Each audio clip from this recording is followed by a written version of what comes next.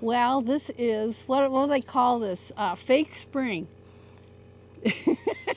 Sometimes. Yep. And Friday is supposed to be in the 70s again. Yeah, So. but then we're supposed to get like rain or snow. So. Yep. Anyway. Up and down.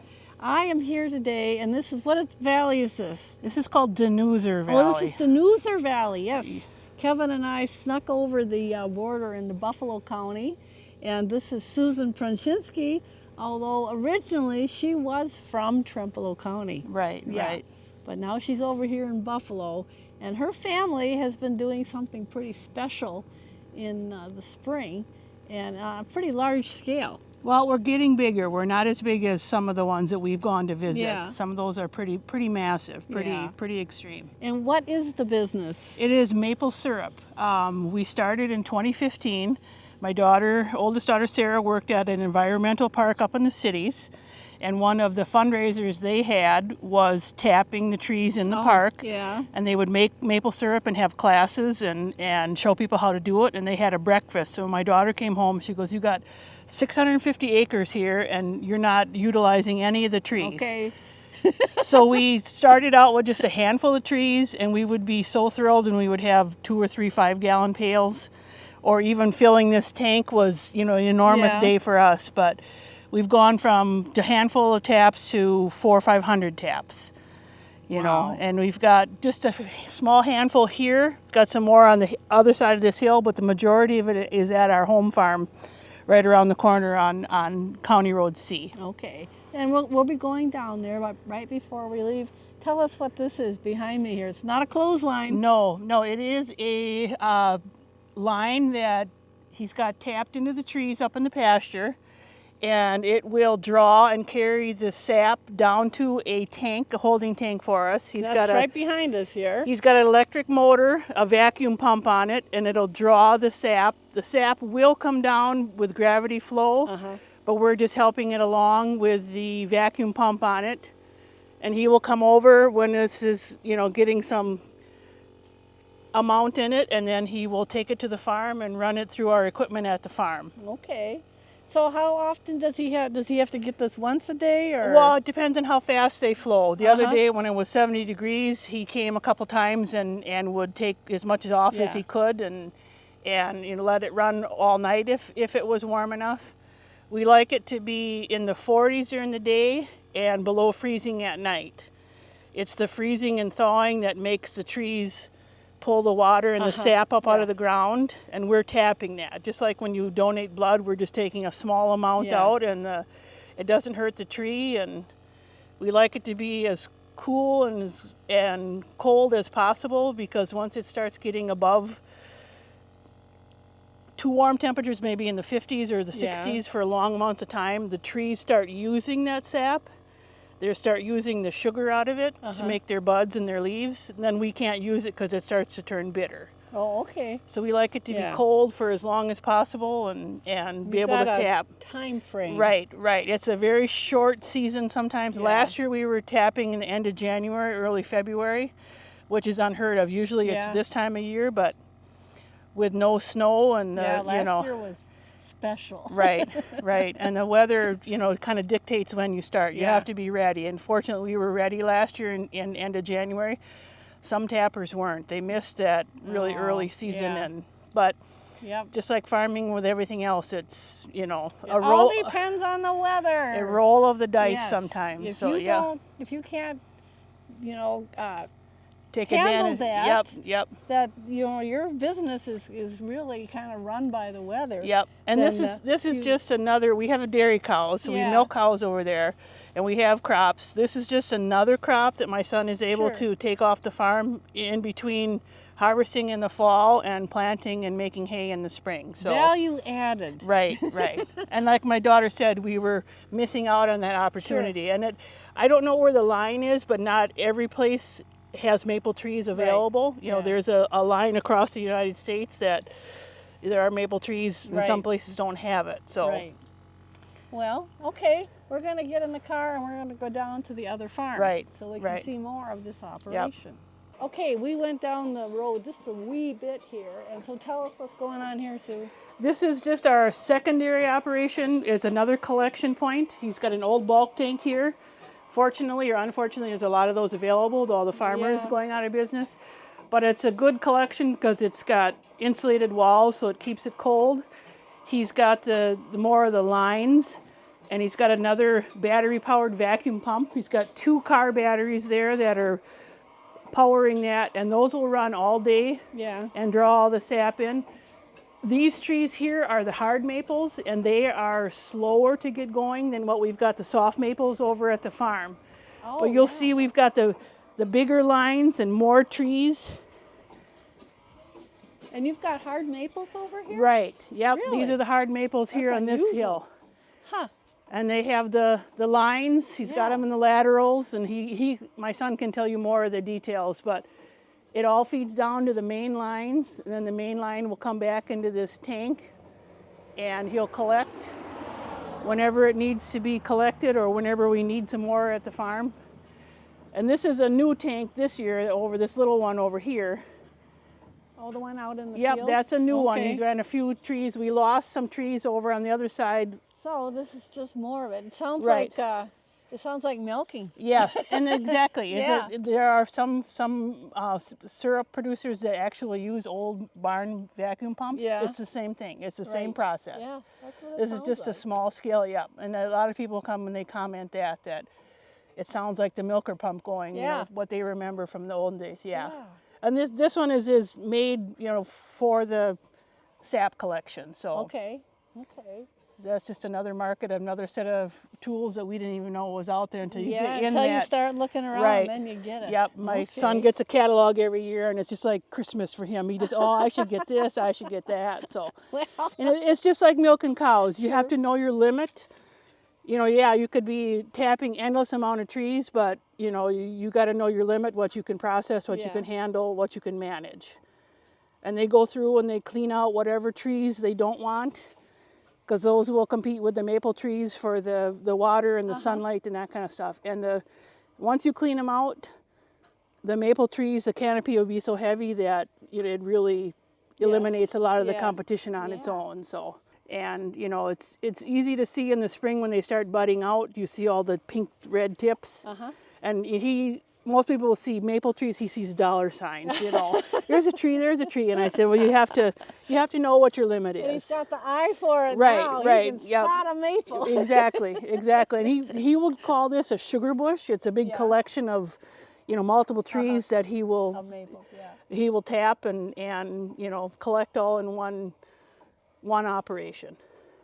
Okay, so now we're going to go farther down the road, correct? Yes, just around the corner. Okay. And that's the farm that you milk at? Right, that's my husband's home farm. Oh, okay.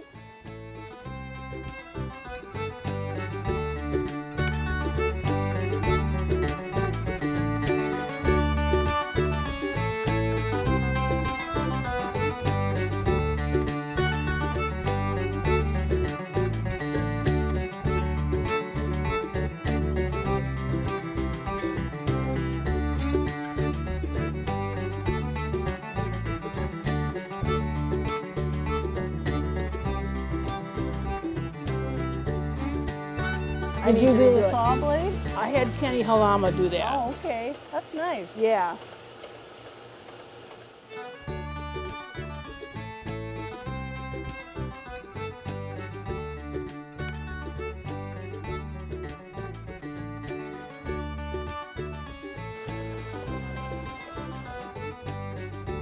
Okay, we came down the road, and this is the other Pronschinske farm. This is the one where you milk? This is the milk. Yep, we milked 100 plus cows in the farm there that his parents, my husband's parents, bought in the 50s. Okay. And the other thing going on here, this is Susan's son Arick, and this is Arick's baby, right? Yep, this is my project. We started back in 2015. We just started with a couple pails and a couple trees, and now it's grew to what we got it today. We're over 300 taps. Pretty small for a maple operation, but it's enough work for me and my mom to do together. And my wife helps a little bit. She's a little more with sales and stuff, but that's just as important as making it. So Got a wonderful smell. Yeah, so everybody says when they come here that it Yep. smells good, and I mean, I can't think of anything else that I could be doing at this time of the year that, That's right. you know, nothing in the fields. And, nope, it's too early for everything else, yep, isn't yep. it? So it's a labor of love, but it's fun to do, and I enjoy it. And it's paying off. Yeah, somewhat. It's still farming at the end of the day. So if you come over here, yep, you can see the tubing. Hose, yeah. So up in the woods up here, we got 150 taps, and then it all comes down this blue line, comes to the pump over there, and then that's what is actually a vacuum pump that goes into this tank. Nope, it pulls it over into the open tank over there. Oh. And then from there we... so this is not first into this tank and then that one? It goes into that one first. Okay. And then inside we actually have a reverse osmosis unit that will remove water so we don't have to boil it as much. So usually when it's up and running, we can fill that tank. It's like 750 gallons, like every third day maybe. Wow.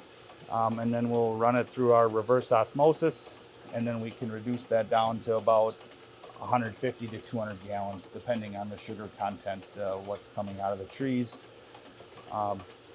Right now it's running 2%, so by running it through that RO unit, we can bring it up to about 8 to 10%. Wow, that's quite a difference then, isn't it? That it saves a lot of firewood and a lot of our time that we don't have to sit here. I mean, I do need to watch the unit run, but other than that, it kind of takes care of itself. And then that's actually what this tank is for, is once we get it reduced, we store it in there until we get enough to cook, and then we'll start everything up and then kind of go from there. So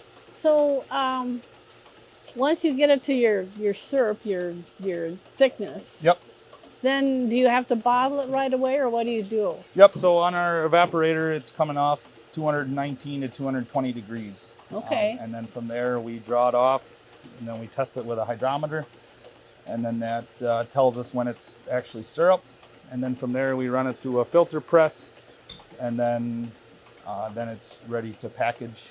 Mostly what we do is we fill it into 15-gallon barrels. Okay. And then from there we will, during the summer or as we need more bottles, syrup, we'll reheat and repackage that way. So you don't have to worry about it spoiling? Nope. As long as it's to the right consistency, the sugar will, there's not enough water in it for it to mold or spoil. It's, right, like honey. Yep. But once it's, like I said, it has to be that right consistency. Otherwise, yes, you could run into issues if it's not done enough or not pure enough sugar, then you can run into issues. But is it like honey? Will maple sugar get hard? No. I mean, I guess it can. If you do overcook it, you can actually start to see it crystallize in the jar. Yeah. But it goes back to the right consistency. If you got it at the right thickness, then it won't do that per se in the bottles. But if you do find a bottle that has it in it, there's nothing wrong with it. It's just a big crystal of sugar. Is all it is. Yeah. So now here we hear the sound of the vacuum pump, right? Yep. Which sounds like milking time. Yep. Kind of like the pulsation unit. So Yep. this is a pretty basic pump, but it does what I need it to do, and it's. If I didn't have it, I know I wouldn't probably be making syrup like I am, because otherwise we'd have all pails and all that. I'd have to go hand collect. So by having that, it greatly increases our efficiency, I guess. Well, that's kind of the bottom line, isn't it? Yep. Yes, I know. For the most part. Yep. So let's go in here, and you can tell us what's going on in your. So it's a little sugar loud. Shack, huh? Yep. My mom made that sign in 15, so that's how long it's been hanging there. But I'll actually shut this off. So I guess we'll start on this side. This is kind of where this is our reverse osmosis unit. It processes at about 250 gallons an hour. Wow. So for every gallon-ish that's coming in as concentrated sap, there's about a gallon that is leaving the machine of just purified water. Okay. So that's the water that we do not have to cook, So what do you do with that water? So the water, there's actually 2 tanks outside, and a collect it all, and that actually goes back through the machine at the end of the day to rinse and to wash clean it. it out. Oh, okay. So cool. And then from there, then it goes up, line up to our head tank, and then outside there is a 125-gallon head tank that is above the height of the evaporator, and then it's gravity feed back into the evaporator, and then from there it basically monitors itself. There's a series of float boxes and stuff on this side over here that control the depth in the back pan. So that's actually what this one is doing. This is controlling the depth of the sap in this back evaporation pan. And then up here, this other float box is what's controlling the level in this front finishing pan. Okay. So this is actually mostly syrup. It starts here, it's watery, and then as it cooks further up the line, this is the most dense, or the most closest to syrup. And then on here we have a automatic draw that has a temperature probe that reads it. When it gets to that 219, 220 degrees, depending on the day, then we start checking it with our hydrometer. You just fill that cup, this floats in there, and then you want it to be at this upper line, coming off. And then in here we'll keep it until we get enough, and then that's when we will start our filtering process. Okay. So I actually don't have the press assembled, but this is the main base of the unit. This is the press, you said? A filter press, yep. So there's... But the syrup goes through it, or? Yep. So there's a window plate, it's hollow. One of these solid plates. Sure. And then these are the papers that go, you set these in between, and this whole bank will get filled up, and then you tighten it down, and then from there it's ready to go. Okay, I understand now, yeah. And then we actually have a powder that we mix in. It's diatomaceous earth.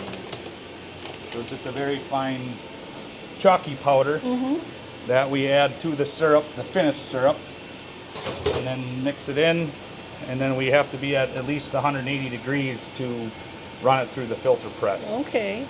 And then the papers that are in there will actually catch the diatomaceous earth and the impurities in there and produce like this, they call it a cake. So these papers, these are used ones, and this is the, most of this is the diatomaceous earth, but you see the dark layers, lines, that's the actual impurities, the calcium buildup, mineral buildups and stuff that are in the syrup. And then from there, then it's, you start filling your barrels. These are the 15-gallon barrels. And they're stainless steel, huh? Yep, everything we have stainless. Everything on the evaporator, anything that touches the syrup, anything sap, you know, that comes in contact is stainless. So how do you move them? So yeah, these are, when they're full, syrup is actually 11 pounds a gallon. So when they're full, they're, you know, 170, 180 pounds plus the weight of the barrel. And usually I manhandle them around, but we do have a cart that we, you know, will wheel them around. Yeah, okay. I just wondered, you know. Yep, no, they get heavy. And these are the smallest barrels that we can get. They do, other guys do use 50 or 40 and 50-gallon barrels, so those are, again, as heavy. So do you sell these commercially? Yep, so most of what we do, we keep for ourselves that we have for our bottles. But otherwise, we do sell some to Roth Sugarbush and Knott. They will buy bulk syrup. And we don't sell a whole lot that way. Like I say, most of what we kind of focus on is our retail stuff. But we do sell a small amount to them. Just a little easier market, I guess, to say. You can sell a larger quantity at a lesser price, but you can move more of it if you needed to. Sure. So, well, that's like my family, we're commercial beekeepers. Yep. We sell almost everything is in the 350-gallon drums. Oh, yep. Rather than having our own setup where we do all the bottling. Yep. That's a lot of extra work and time. Yep. No, it is a lot of work, but you know it's a little better return on your investment if you can sell it that way. It's just a lot of work. My mom does a lot of the farmers markets and stuff that it can be a lot of work too. So to give you this is an actual sample bottle. When we fill each barrel, we have 2 sample bottles. This is the color of the stuff we're getting so far this year. Real light caramely color. Really good taste too. Is that considered better and darker? I mean, it depends on your palate. Most people around here, they just, any syrup, it's basically syrup, Okay. It's more when you get to like out east or up in Canada, that's where they worry more about the grading. This would be a really fancy syrup, if you'd want to say that. It's kind of an amber, isn't it? Yep, a light amber. This is kind of what you want to aim for, but a lot of it depends on the sugar content in the syrup and in the sap and what time of the year you're producing it. The earliest stuff is usually light. Later in the season it starts to get darker. Okay. But it's, you only got a short period of time to make it, so you got to make what you can when you can. So. Yeah, that's it. And then, like I say, if you're in farming, it all depends on the weather. Yes, it does. The one thing you really can't control. Nope. Yesterday. Okay. And for each barrel, we're required for Roth to have samples for them to actually check the clarity and the quantity of it. So rather than opening this, they can see what the product is, and then when they pump those, they just mix it in mass with other barrels that they have. This is syrup from last year. So you can. It looks a lot darker in the bottle, but once you get it out in the sun, it is quite a bit darker than this year's. So does that, if it's darker, does that taste any different? It's a more robust, strong taste, I guess, kind of the way to describe it. Real mapley, where this lighter stuff is sweet, but it's more, I guess you could almost call it delicate, is what they kind of use to describe it. It's not as strong maple flavored. I think it's interesting because we always get more money for real white honey. Yep. But the only reason why is because the bottlers will take it and mix it with darker honey to get that amber color that people are used to seeing. Yep. But that's nice. So you said you retail, do you take it to different stores? Check the head tank. No, we actually mainly focus on our own, like I said, with farmers markets. Yeah. We do have a little stand at my house in Wamedy. It's just a come and serve, self-serve. And that's kind of like our main focus is, just direct to consumer, I guess. Marketing. Yep. And that's, being small, that's the best way, I guess. And, eventually we hope to grow to a point where we can expand our, our outreach, I guess, for people to purchase our product. But that's a whole nother thing when you start doing your own marketing besides producing. Yep. Well, you got mom feeding the fire. What are you burning, oak or? Yep, mainly hardwood. We'll mix in some softwood once in a while just to kind of burn down what's in there. It's actually every 8.5 minutes we load it. You might hear my phone or a timer go off. That's what that means. Keep it Yep. So warm. I'll actually reset my timer. Now they used to say that syrup was took 35 gallons of syrup or of sap to make 1 gallon. Yep. So it's actually 40 to 1 roughly. 40 to 1. But once you run it through the RO, then it brings it down to like 30 or even down to like 10 to 1, depending on your concentration. So that's actually the auto draw there. It's it opens itself, regulates itself, and as it determines the right temperature there, it will open and close as needed, and it'll just continue to do that throughout the day as it produces syrup. So where does that syrup go then? So that's just being held into that tank, and then once we get enough, then we will start our filter press, start the filtering process. I see. Okay. And that tank, we have it heated underneath, so it maintains it around at 180. Yeah, quite the operation here. So how much longer do you think you'll be collecting syrup?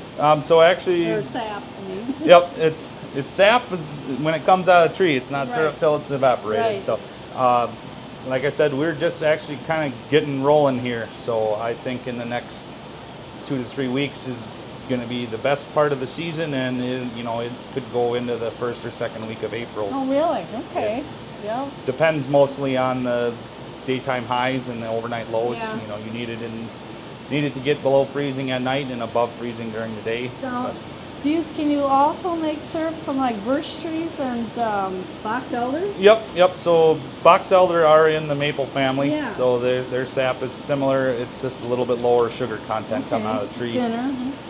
But yeah, people do make birch syrup. It's similar process. It's just completely different flavor profile. Oh, does it?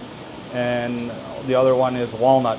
People can actually Really? tap walnut trees and collect sap and evaporate it down. Well, that doesn't sound good. But Yeah, I've never personally tried it, but supposedly it's supposed to be good. Yeah? So. I remember one year, about this time of year, I cut a branch on a box elder and it just splashed out at me. And we had so much syrup. Yep, like I said, they will run and they produce sap just like maple tree, and yeah, you can collect it and evaporate it. Now, up the road there, you've actually got hard maples. You have many hard maples over here? Yep, so actually around here, in our little location here, we don't have a lot of hard maple. Most of ours are red, or a soft maple they call them, or the big silver, like the trees you see in the yards, those are usually silver maples, the ginormous ones.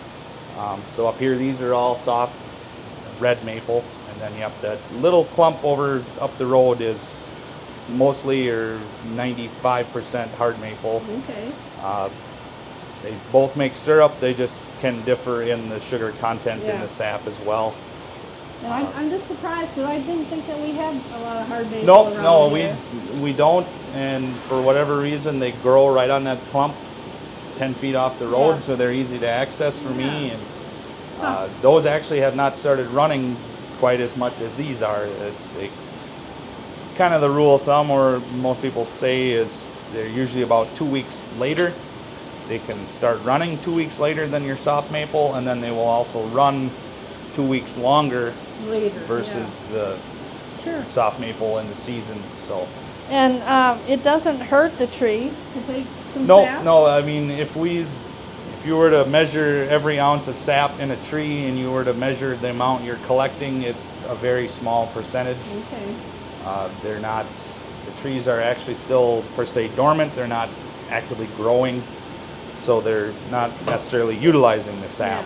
And that's actually when you need to know when to quit in the spring, is once the trees start growing or start metabolizing the sap that they're producing, then you need to quit, because then your syrup takes on an off taste, and the sap boiling doesn't taste as good. You gotta know when to quit. Yep, and that's your signal. Is usually when you look up at the trees and you can see their buds are starting to open. That's the time to.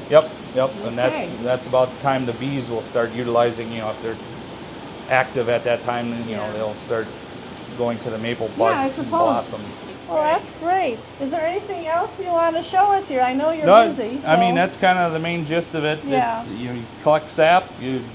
Other than our reverse osmosis unit, it can be as simple as just boiling it. So, I mean, we've taken it a little step further just to make larger volume, or more volume, more syrup. But, people at home and that can tap trees in their backyard and, just boil it. You can do it on the stove. It's not recommended because you can get a lot, you see a lot of steam that, that if you're boiling in your house, that's in your house. I'd want that. And the sugar too. I know I've heard people that boil in their house and then they have ant issues. So. Well, I think we'll let you get back to work here, but we're going to close with a picture of this maple syrup. And this is the real stuff. Yep, 100% Wisconsin made, produced, and collected in Wisconsin. You bet, in the Danuser Valley. Yep. Can't get any more local than that. Nope, just by right here in Buffalo County.